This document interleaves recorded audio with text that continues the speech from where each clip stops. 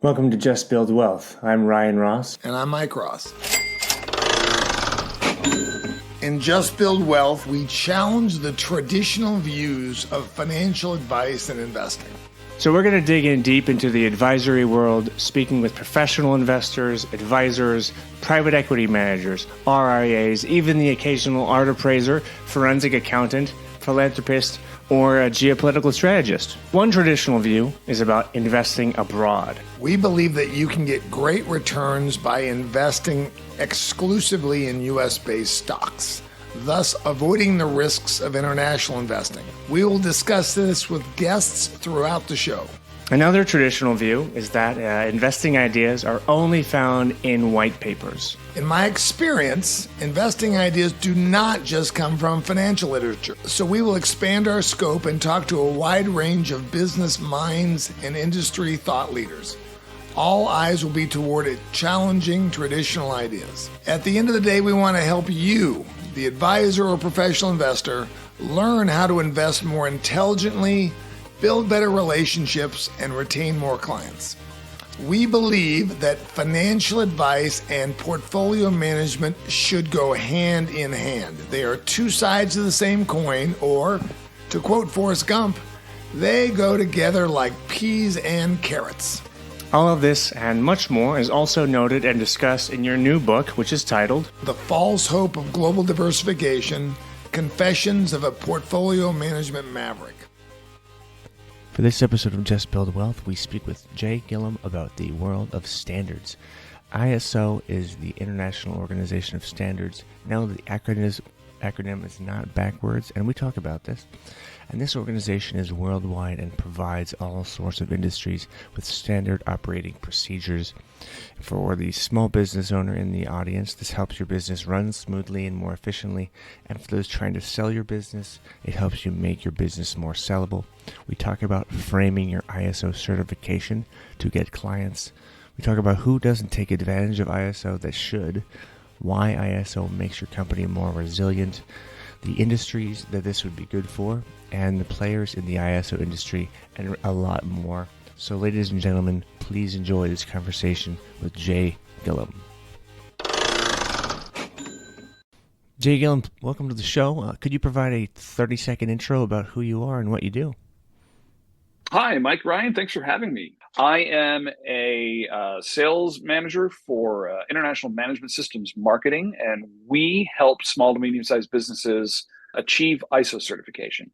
I'm a native Detroiter. I've been in California since 99.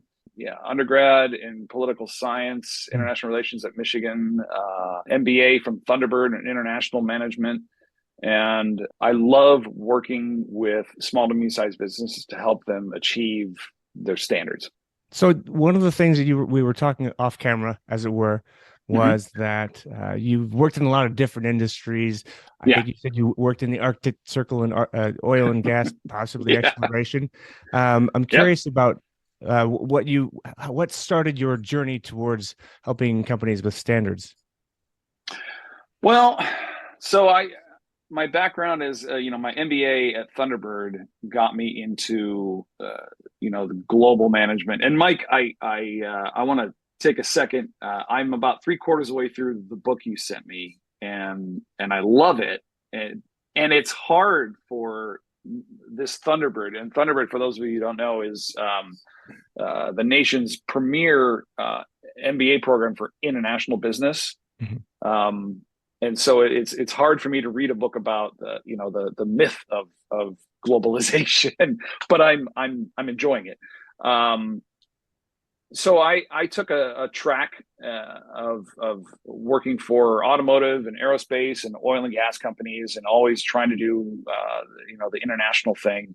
But what I found is, the small to medium sized businesses are the backbone of this country, and they need help. They need a leg up in competing, in the marketplace. And one day I was looking for work, and I clicked on a LinkedIn ad, and a few days later I got a call on my phone from a UK number. My company's headquartered in the UK, And I said, "Oh, I should probably take that." I was literally in the barber's chair, and here we are. And they said, "Hey, what do you know about ISO standards?" I said, "Well, I used to work for Ford. I consulted for Boeing. I'm very familiar with ISO." They said, "Well, do you want to help companies get it?"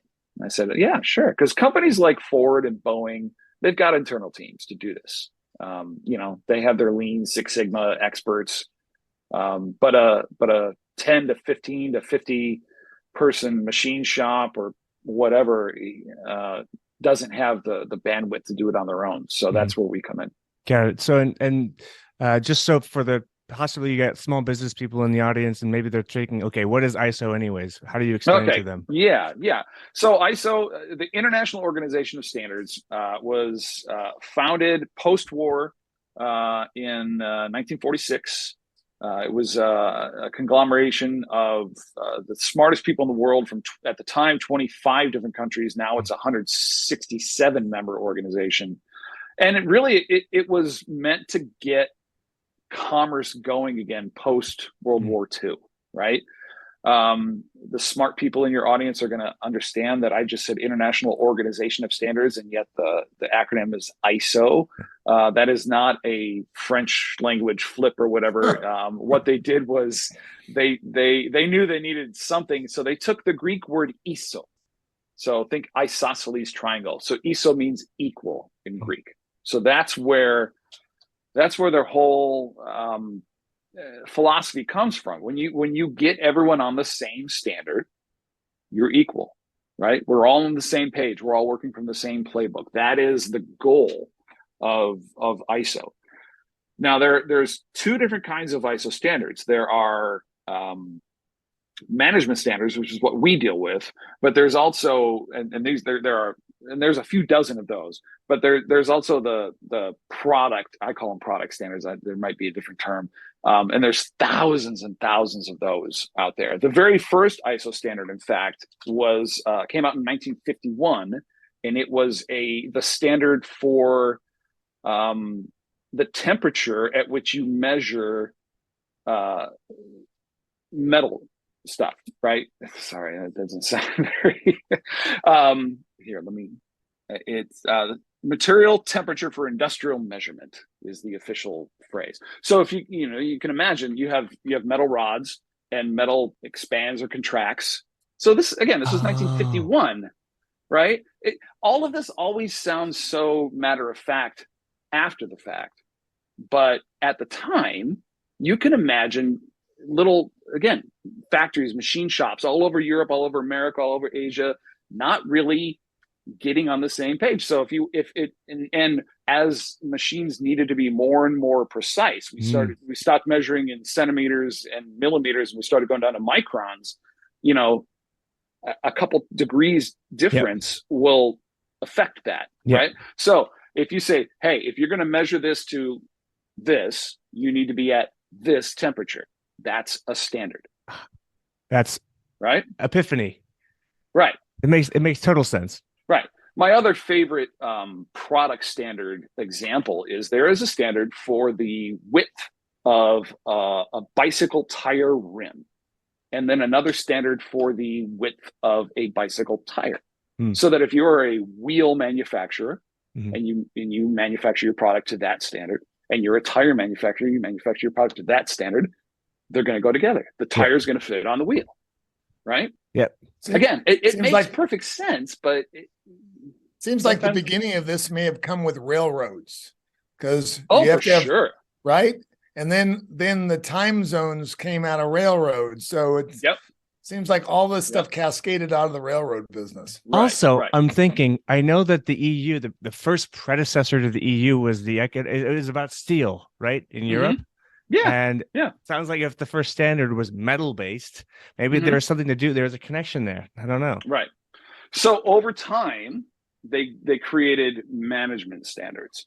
So the granddaddy of all is ISO 9001, or you may have even heard just people say ISO 9000. We can get in the numbers. We do have a question about why. Yeah, I'll just jump to it now. Why is it not names? I don't know. Oh, there is names. There are names. Yes, there are names and numbers. So the numbers, like 9,000 is a umbrella category for Yeah. general quality management. And there is 9001, which is a certificated standard, one to which you can become certified. And then there's 9002, there's 9003, there's 9004, and so the kind of subsets. It's because engineers designed the system, so they had to put numbers in there, and they just grabbed numbers out of as far as I can tell, out of the ether. I've asked this question many times, and I've never gotten a specific answer. They just said, just don't worry about it. That's funny because it seems like this is a very specific organization, and I know. Look, like I've worked for the little manufacturers, and you kind of go into like, who did these part numbering systems? Like, why did they choose that part number? And no one can tell you, because it's like, well, that's just what they thought would work right now, or you're programming in BASIC from your Apple IIe back in 1983, and now we have to deal with the cloud, and you're like, well, who made this? I'm like, well, it's just the way it was back in the 80s. Who goes? So say you're a small business owner, right? And you hear, are the owners of the companies the people that usually request them, or who usually does that? So it's one of my long-term professional goals to get people to undertake ISO certification based on the merits of achieving the standard. That's not the case yet. So to be blunt and honest, to answer your question, it's predominantly client or regulatory driven. I see. So if like you're working, it is expensive and time consuming to achieve these standards. There's a definitive ROI. There are very, very solid, good benefits from it, but it is not easy. Sure. It's like saying, why should I get my PhD? I don't necessarily need it unless someone tells me I have to have it. Yeah, it's because Boeing's hiring PhDs. Maybe that's why. Ding, ding, ding. Yeah. There you go. So Jay, taking this a different direction, you are engaged with small business people, and they're kind of all about the bottom line because they need to survive. Right. How do you frame the value proposition? How do you use these ISO standards as a way to make money for these guys? There's a definitive ROI. Cost alone, and it depends on the industry sector that you're in. Yes, traditionally ISO standards are, especially ISO 9001, which is, I call it the granddaddy quality management standard. There are many others, and we can get to that. Is for manufacturers, not exclusively, but let's start with that. Generally speaking, there are many studies that have been out there. It's proven you get a 3 to 6% cost reduction just by implementing ISO standards, like ISO 9001. So when I'm talking to a small business owner, like a machine shop, for example, and say, hey, take that cost number from your P&L, take 3% of it and put it back in your pocket. And I watch their eyes go, boop, right there. And that's achieved through just efficiencies, right? Getting all of that tribal knowledge in your company documented and put down into policies, processes, procedures, SOPs, all your job descriptions written down, all of that knowledge captured and documented is going to give you an ROI. It's going to make you a better run business, period. Everyone understands that I've not met one single person that's pushed back on that thought, right? Now, some people might not want to, again, put in the work or put in the money, but everyone agrees that's going to make your business more efficient. So right there, there's a benefit. So also, go ahead. Well, so I have, after reading the Sam Carpenter book, which, Michael Gerber, Sam Carpenter, they basically are advocating similar things. What's it called, Ryan? Work the System. Work the System. Great book. Yeah. Work the System. After reading that, I got really passionate about this for my business. And my problem is that my passion didn't flow over to my staff. They were not nearly as enthusiastic about doing that stuff. So how does the small business person sell this idea to the folks who are working for them? So getting ISO certified is a big deal. You get a certificate. I mean, whoop-de-doo, you get a certificate, but it depends on how you want to market it to your internal staff, right? We always coach our clients to make a big deal about it, put out a press release. But the really cool thing about especially 9001, but any of the other ones, whether it's information data security, which is great for the financial industry, by the way, energy management, whatnot, they're enterprise wide. So everyone has a say and a part in the ISO process within a company. So for example, my previous job to this one, I worked for a PPE manufacturer in Long Beach, California. So they made respirators and disposable gloves and all that. Most of it was outsourced, but they were the manufacturer of record, and we were 9001 certified. And even as the sales manager that I had a part in the process, right? If I quoted a client a price for a carton or a pallet of gloves, I had to document that. That was my part in the process. And then I knew when ISO audit time came around, the certification time annually, I could be pulled aside and asked by the auditor, hey, show me your process, show me your part in the process. So I had a part to play, and I knew I had to prove that I was doing it. Otherwise, I would let the team down. That's how you get your people involved. And then you celebrate the success. You always want to celebrate the success. So every time we passed our ISO audit, there was a new banner held, a party held. Like we said, hey, we're ISO certified. We had it on our business cards. They once asked us if we wanted to take it off, and all the sales managers were like, no. That's gold. When we go to trade shows, we hand those cards out. That is what I tell people. Every purchasing manager in the world knows what ISO certification is. And if you say you're ISO certified, they understand what that is. If you say you're ISO compliant, they also understand what that is. And they know that means you're not willing to open yourself up for the audit. And I tell clients, I was like, you are being passed by clients you don't even know are looking at you because you're not ISO certified. So compliant is like the we compliant but we haven't we haven't applied. Right. We haven't opened ourselves up for the outside audit. Okay.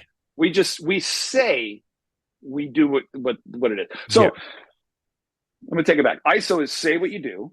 Yeah. That's the documenting everything. Sure. Do what you say, execute the plan, and then prove it.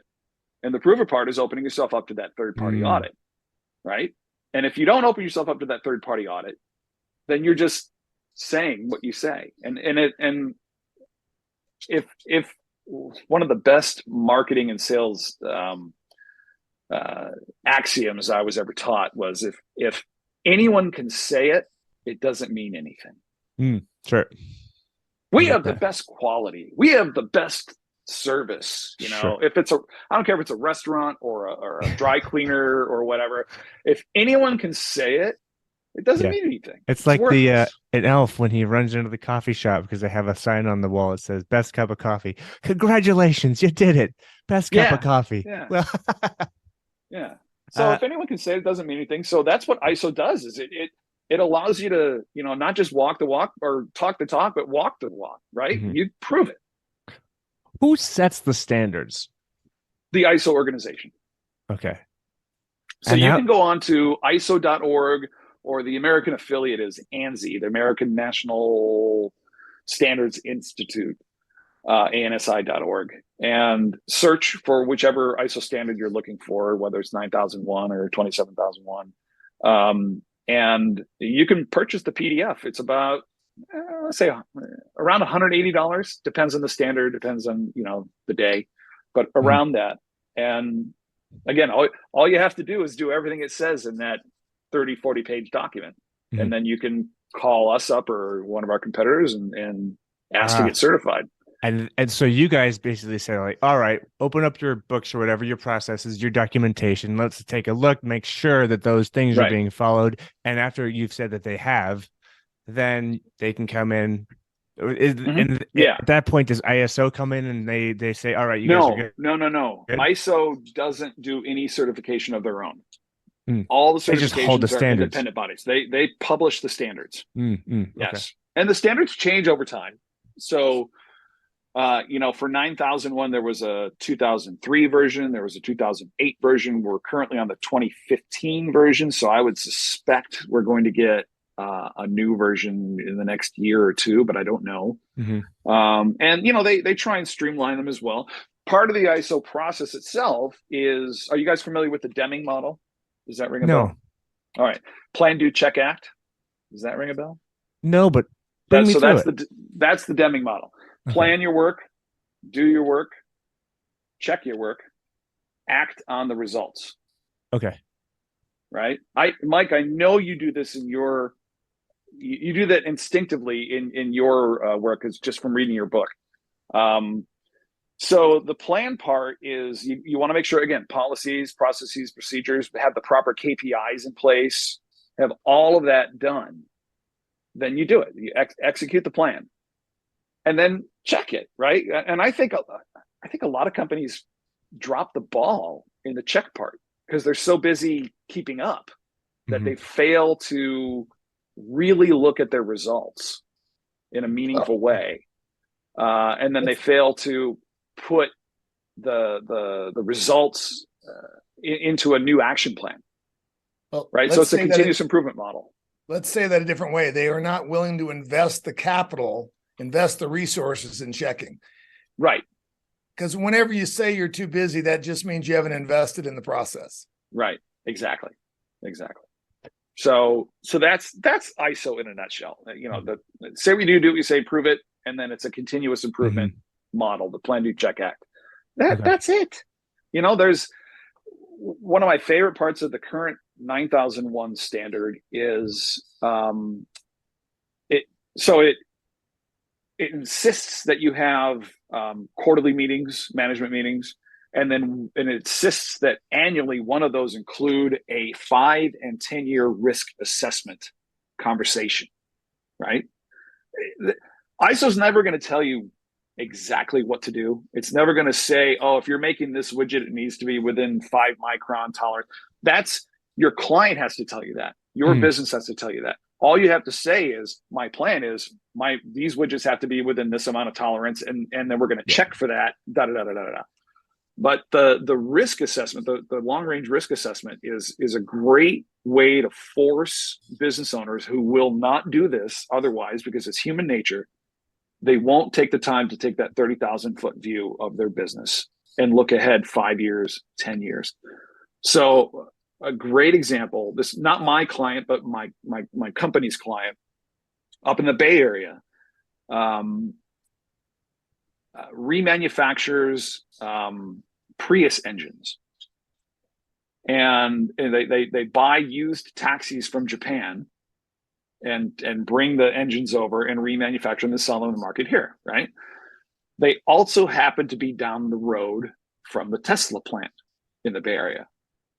So when forced to have that risk assessment discussion, someone came up and said, well, what if all the cars in 10 years are electric and we don't have hybrid engines anymore? And that put them on a path to becoming competent in working with pure electric engines, which they wouldn't have done without the ISO certification in place. Yeah, asking themselves those questions because it's part of the process. Right. So is that done internally, or do they typically bring in some kind of facilitator to say, because when you hear risk assessment, that term is different for everybody, how they're defining that term. Right. So, it depends. So it can be done internally. So you'll have like an ISO champion, right, within your organization. That could be the COO. It could be if you have a dedicated QC manager or CFO, whomever, the president. It just depends on your organization. So whoever is your internal lead auditor can do that. And if you don't want to have someone dedicated to that, then you can outsource that to a company like mine or anyone else's. What are Makes sense. I'm thinking of like industries that this is good for. What are the uncommon clients that you might have that have gone down this road? So I've held most of my examples to just the 9001 standard because that, like I said, that's the granddaddy general quality management system, QMS. That's by far our biggest marketplace, and all the other management standards are based on that platform. But you have information data security, energy management. There's industry specific ones like for aerospace and automotive, medical device. So for example, for information data security, I have a client that has a proprietary system to you take your device and measure the dimensions of a home or an apartment. Mm-hmm. And then, so they're selling that to movers. So mm-hmm. a mover can go in, use their app, quickly scan things and say, all right, this is how big your place is. This is how much we're going to charge you to move all your stuff from here to there. And they wanted the information and data security standard in place so that they could then pitch themselves to insurance companies as a provider of choice for the insurance company to move from this to that to the other, right? Jay, so that's one example. Jay, you also told me when we talked before that not just the vendors, but the sub-vendors to aircraft manufacturers and the like can use that ISO standardization to get into business with the manufacturers. Explain that a little bit. Yeah. So, every industry's got its little quirk isn't the right word, but, its thing. So with ISO, here's the dirty little secret. If you as a company are ISO certified, so say you're Boeing, and you are going to buy from, a supplier, right? So we call that a tier 1 supplier. Boeing's quality managers per ISO, and AS 9100 is the aerospace specific one. So I'm sure that obviously they're certified to that as well. Are required to make sure that the product meets the standards, unless the supplier is also certified to the ISO standard, at which point you can assume that the quality meets what you're asking for. So what that does is that pushes it down the food chain. So then we get to so Boeing supplier obviously is a giant company as well. And then the tier 2 supplier is probably a pretty big company, but you get down to tier 3 and tier 4 suppliers. And now we're talking about these little machine shops in Los Angeles that I call on. And that's where, they can do it. They just don't have the time or the manpower to get certified. They make a quality product. That's not the issue, but it's can you get certified? Do you have the time to get, do all the documentation? I talk to these business owners and say, you're already wearing 5, 6, 7, 8 different hats, right? And, they laugh and they go, at least, do you have another hat? Can you put in another 10-gallon hat? Do you have 6 months and 4 hours a day to devote to putting all this stuff in place? Mm-hmm. I have a question about the process, but I'm also curious, just as kind of almost a tangent, what countries adhere to these, and are there any countries I'm thinking like, does China, because they got to be a pretty big menu. Okay, they do. Oh yeah. I like I said, there's 167 member countries in ISO. So honestly, I couldn't tell you who doesn't. Yeah, I mean, maybe North Korea. I don't know. But yeah, in fact, more countries outside, do than don't. And the United States is an outlier in that we always have to have our own things. Most of the rest of the world relies on ISO to kind of set the standard. Yeah. No pun intended. Whereas the United States wants to do it their own thing. And that's the ASCI or whatever. ANSI, ANSI. Okay. And even then, ANSI is the ISO affiliate here. Yeah. I mean, they do a lot of other things, but Yeah. Is they're, this like metric versus imperial? yeah, that's Okay. a great analogy. Yeah. I see. Yeah. We just It's got to do just it our we own do way. it our own way. There's like Yeah. 3 countries that also do it that way, but not that many. Yeah. It's just, yeah, it's Okay. yeah. You said tier suppliers, right? I'm thinking so you Uh-huh. have Boeing, and then you have the supplier of Boeing, and you got companies like Parker Hannifin. My uncle works there. These are like the Sure. suppliers. How many tiers are there, or does it really depend on the company? Just depends. Okay, Yeah. so it's not like an official standard of no, you're tier 2. No. Yeah, no, there's nothing official. Okay, got it. I'm curious about well, it sounds like we were going to talk about who doesn't take advantage of this that should. Are there companies or industries that should be doing this more, or what do you think? So companies, look, any company should, particularly manufacturing, but not exclusively. Mm-hmm. Especially anyone that, if you're a business owner or part of a business owner, and you don't have a defined exit strategy, or you are not happy with what you think the valuation of your business is, ISO is a great tool to help with that. Mm-hmm. And what I mean by that is, again, remember what ISO does is it takes all that tribal knowledge, all the knowledge in your company, and documents it. Mm-hmm. So what do you think an acquiring company would pay as a premium to have that documented? Right? If they're looking at two companies that are right, if they're looking at 2 companies that are the same, and one company has everything documented, and the other company's like, we've been doing this since 1955. My grandpa started the company post-war, blah, blah, blah. Right? Who are they going to pay a premium for? Mm-hmm. And just then because the onboarding or like right. the integration is a lot easier. All the job descriptions are documented, all the policies, processes, procedures, everything is written down. And there's an ongoing process of continuous improvement, a culture of continuous improvement already in place. Right? So an acquiring company, whether it's another small business or whether it's a giant conglomerate, is going to pay a premium for that. Right? And I don't know about you guys. I have worked for companies where they've been sold, and the next week, Steve's still in the corner office, and we're like, well, I thought we sold the business. Why is Steve still here? Oh, well, ABC conglomerate asked him to stick around for 5 more years at $200,000 a year, just in case. Just in case what? Well, in case something goes wrong.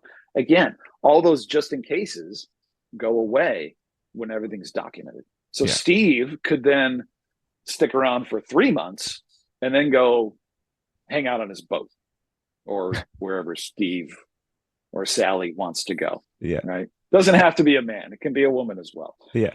Yeah.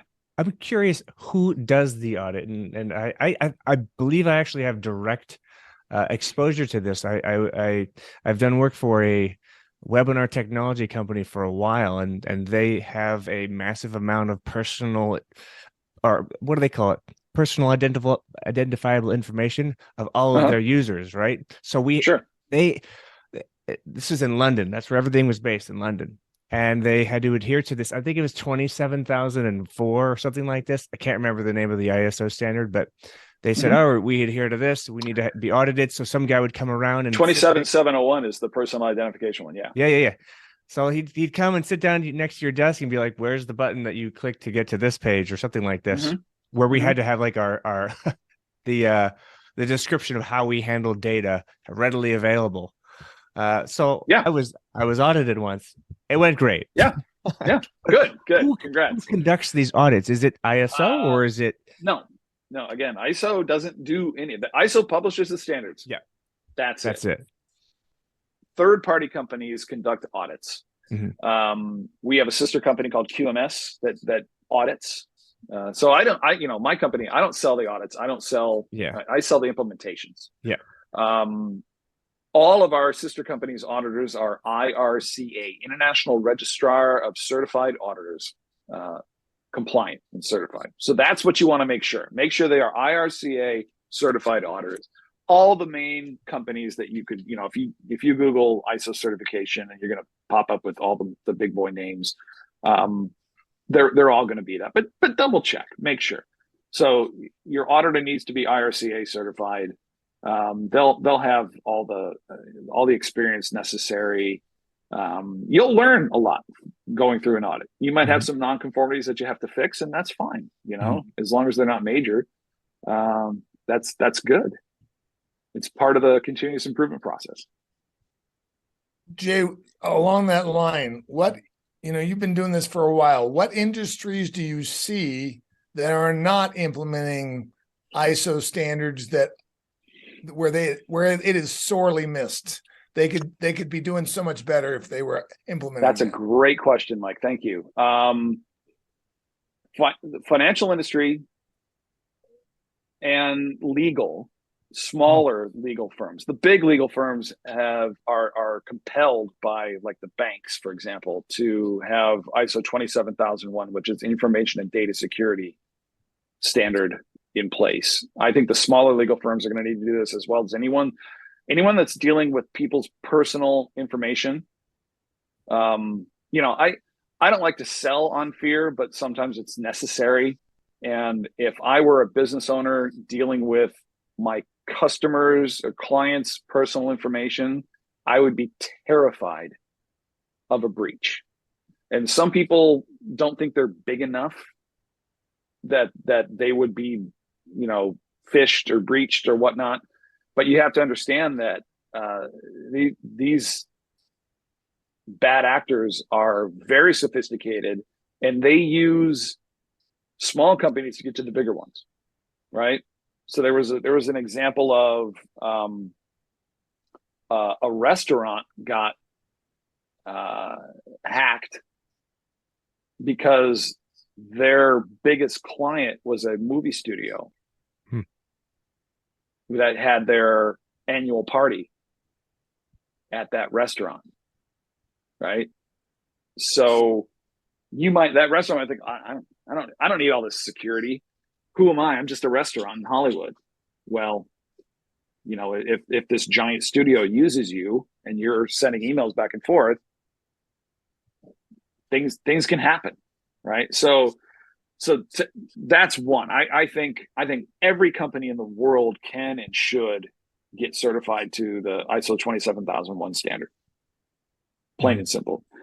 More and more, we're seeing a lot of inquiries about the 50,001, which is the energy management.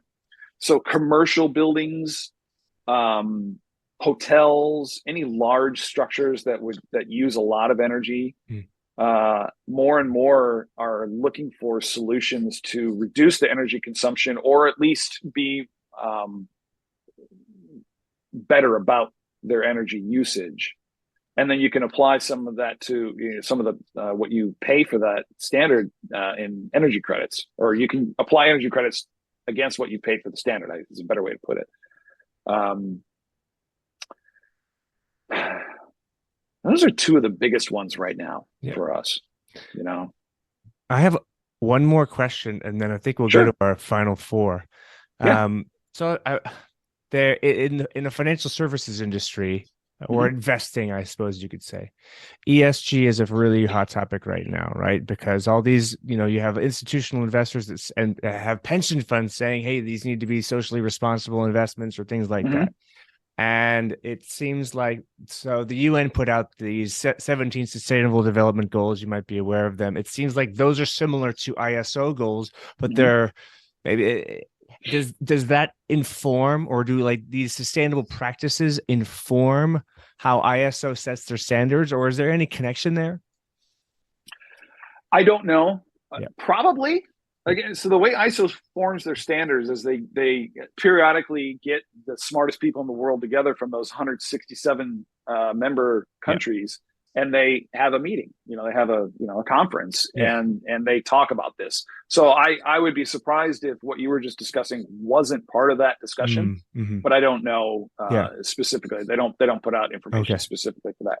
So, but yeah, if a company wants to be more socially conscious, there is actually a social consciousness ISO standard. There's no certificate really? for it. It's just something you can download and Yeah. do what it says to do, and then you Yeah. can say, when I talk to people, there is a environmental management system, ISO 14001. So anytime I talk to a company that says they're green, I go back to that. Like, Yeah. if anyone can say it, then it doesn't mean anything. Prove it. Yeah. Prove it. And then, hey, if you say you're green, you're not ISO 14001 certified, then I call BS on that. Yeah. My French. But you're not proving it. Like, prove it. Yeah.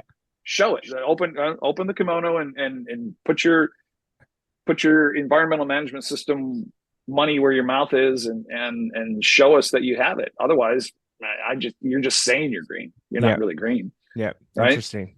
That's so interesting. All right, we can go to the final four if you're ready to go. Cool. So the first one is, there's probably going to be a lot of small business people listening to this. If they want to figure out how to start that process, how do they find you? Mm-hmm. I am at JW Gillam on Twitter, letter J, letter W, Gillam. Yep. Or you can find me on LinkedIn, Jay, last name Gillam, Gillam, LinkedIn. Mm-hmm. I post more on LinkedIn. Twitter, I just kind of lurk. I read my politics. These days, everybody's lurking other than the bigger guys. Yeah. LinkedIn's the best way to get a hold of me, and then to find out what the ISO stuff that I post, and the posts that I repost from what my company, because we're very active on LinkedIn. Okay, wonderful. What are your top favorite books or references or media that has influenced you the most, or like guided your thinking? Well, I mentioned Mike's book already a couple times. I'm not done yet, but I do enjoy it. You know what? I think the most interesting book read the second half of this year is called "Let Them Lead" by an author called John U. Bacon. He's predominantly a sports writer, University of Michigan, which we'll get to in a subsequent question, I'm sure. But he's written a couple other things, but he coached a high school hockey team and took them from last to first. And so he got a lot of lessons about coaching, and therefore managing kind of the next generation, like the Gen Z now. And there's a lot of great lessons in there about giving younger people a sense of purpose, right? People want to do well, and they want to know the score.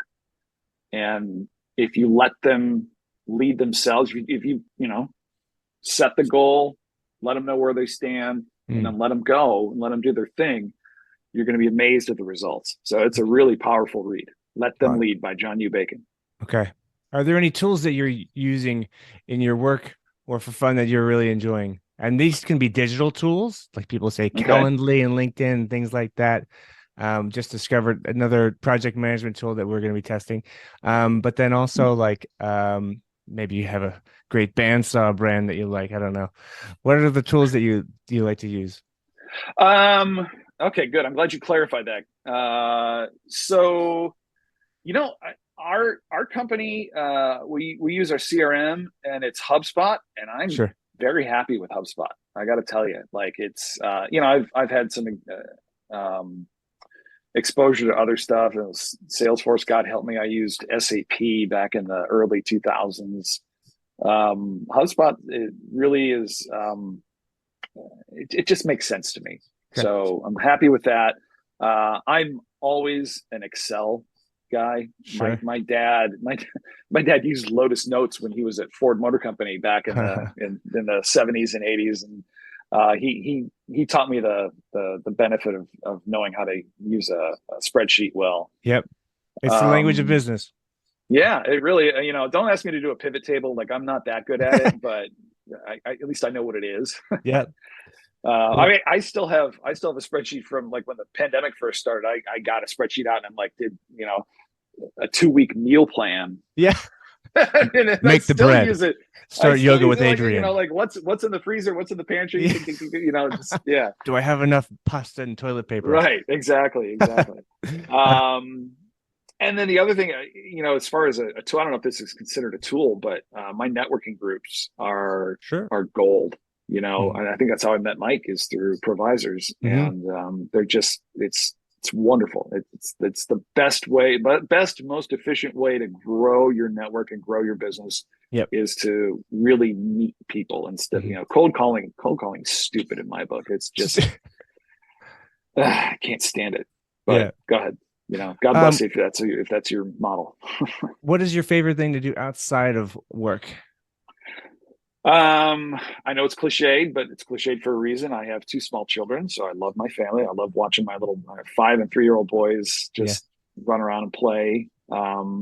Prior to being married and with children, I love to travel, and we're starting to get back into that now. So we went up to Paso Robles, which is kind of north of Santa Barbara, between Santa Barbara and San Francisco, on the Central Coast here in California, a couple of weeks ago, and wine tasting. So kind of like to combine. Yeah. And in fact, my wife's high school friend owns a winery there. Oh, and that's a great friend to have. That's a great friend to have. Grey Wolf / Barton Winery. I'm going to shout them out. I got a private barrel tasting. Wow. With the owner, with Josh, the owner there, or Joe. Hey, Ryan, his wife's a driller. Oh yeah. No. Yeah. That's she's a crazy. Baco gal. Well, there we go. So is Joe Barton, and his wife Jenny. His wife Jenny and my wife were college roommates at Cal Poly. Wow, very small world. Yes, indeed. Well, California, so this makes sense. Yeah. So I got a private, so he hasn't bottled this stuff yet. He was climbing up the racks and got the wine feet, that little pipette thing. And he was pulling it out and said, "Here, try this, taste this, taste it." It was amazing. I was like, "You need to sell these tastings, this experience." And he goes, "Yeah, I probably could." I'm like, "You need to do that." Is there a standard for that? Well, there is a food handling standard. Oh, that's another. Yeah. Food handling. But I was going to say, there's got to be food involved. Remember when I said the U.S. Has its own thing? There's a food handling standard called SQF that it basically does the same thing. So everyone's like, "No, I don't eat ice, so I got SQF." I'm like, fine. I see. Yeah. Is pasteurization a standard? Is what? Pasteurization? Yeah. It's got to be a standard, right? Or something. I would assume there's a technical standard around that. It's not a management standard, or it could be part of the food handling one. Yeah. So, I could talk about this. This is so interesting. I know. Kids, travel, and then I am a proud Wolverine and a rabid college football fan. I spend far too much time paying attention to this stuff as an adult male, but I love it, and I'm super excited that the Wolverines are in the playoff again. And that we crushed the Buckeyes again. Ohio, See, it's really good that you are a University of Michigan fan, not Michigan State. I got that mixed up. I'm not a football guy, and we went to a football game, and my dad and my wife were being like, "All right, remember, this is University of Michigan, not Michigan State." I kept mixing them up, and it's a sin. Sorry about it. I'm really sorry. It's okay. No, I did learn that. I grew up a Ohio Michigan State fan. My mom went to Michigan State. My grandmother went to Michigan State, but I got smart and went to Michigan, as did my sister. And well, congratulations on making it to the Fiesta Bowl. We wish you all the best. Thank Jay, you very much. This has been such an interesting conversation. Yeah, what a blast. Thank you. I didn't know these things existed, but I'm really glad I do now, because I'm just going to dig in a lot, and please. Hopefully we'll need to create a standard for podcasting. Yeah. We're going to let as many people know about this as possible. The beautiful thing is you can put whatever you want in the scope of your standard.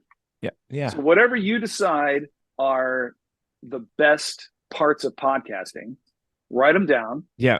And put them into the scope of your ISO. That's how that works. We've started to do this, and we have our own little process, so we're well on our way. All right. Jay Gillam, I appreciate it. Thanks for listening to Just Build Wealth. You can find the show notes for ideas referenced in this podcast and pick up a copy of The False Hope of Global Diversification at www.falsehopeglobaldiversification.com. This podcast is free to listen to, but if you share, we can create more content and continue having excellent conversations. So, as my favorite podcast host, Jordan Harbinger, says, we rise by lifting others. Rate this in Spotify, Apple Podcasts, or wherever you get your podcasts. Share and give us feedback because we want to continue making great content. Thanks so much.